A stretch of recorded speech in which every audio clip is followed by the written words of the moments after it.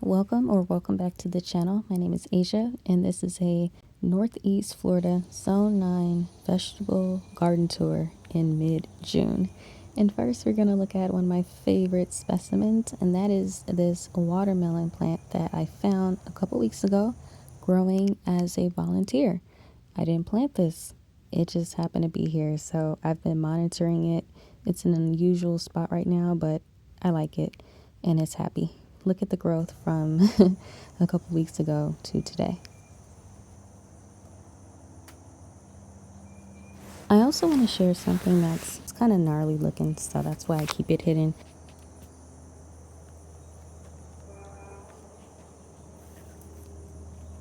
This is a lettuce plant that has gone to seed, and some of these seed pods have dried, and now I can collect them and sprinkle them in different parts of the garden so I can grow more lettuce. And that's what I'm doing here. Just looking for the right spot to sprinkle these in, and then in a couple months I can expect mature lettuce ready to harvest.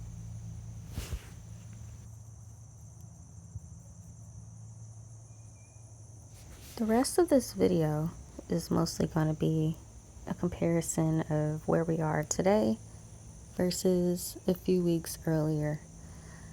I'm also going to share specifically some updates about my squash.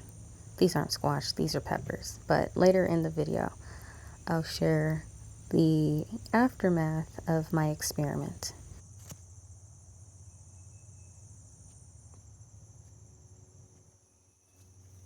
If you looked at my last video, you can see how I was dealing with squash vine borer problems. So I will provide an update on that. But yeah, everything else is just general garden stuff, like this cantaloupe here.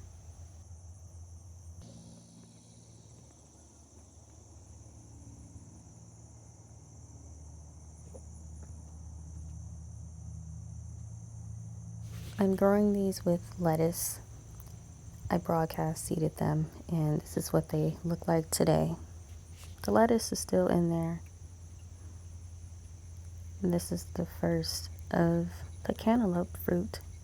Maybe muskmelon is the proper term. I think it's muskmelon.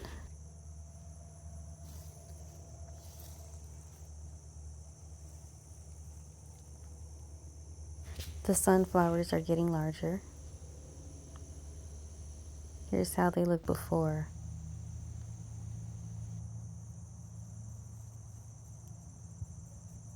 These are nearly 6 feet tall now.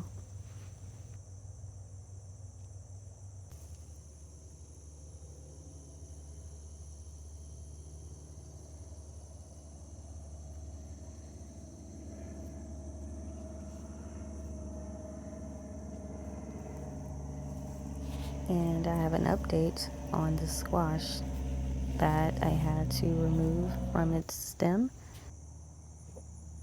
It had squash vine borer damage, so I removed it from the damaged parts and then put it back into the soil to develop some roots.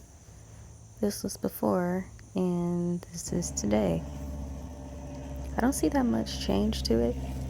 It looks healthy, and I did remove some leaves. You see some fruit growing there, so it's giving me many signs of health, so I'm happy about that.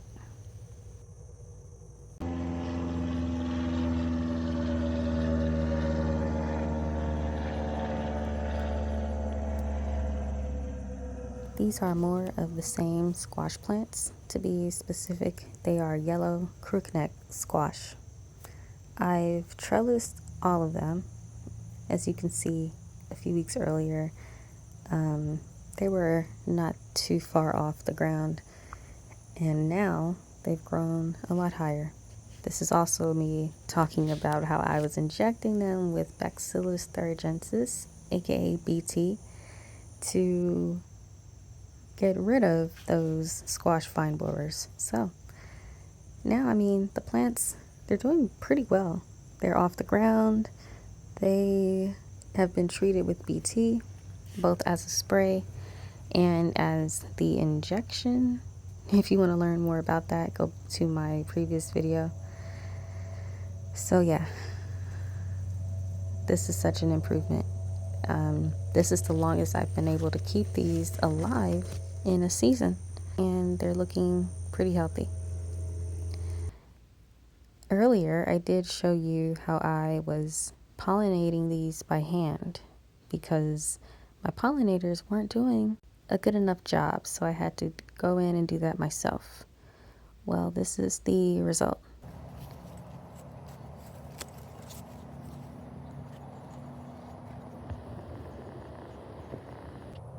Overall, I'm pleased with the treatments that I've applied to all of my squash plants. They came threefold. So the first was getting them off the ground and trellising them so that we can increase the airflow and reduce any powdery mildew. The second approach was treating them with Bacillus thuringiensis, or BT, so that vine borers create less damage. And third, pollinating them by hand ensured that I got the best results when it comes to getting a mature and healthy fruit off of those plants. If you enjoyed this, please like, comment, and subscribe to the channel. See you in the next one. Bye.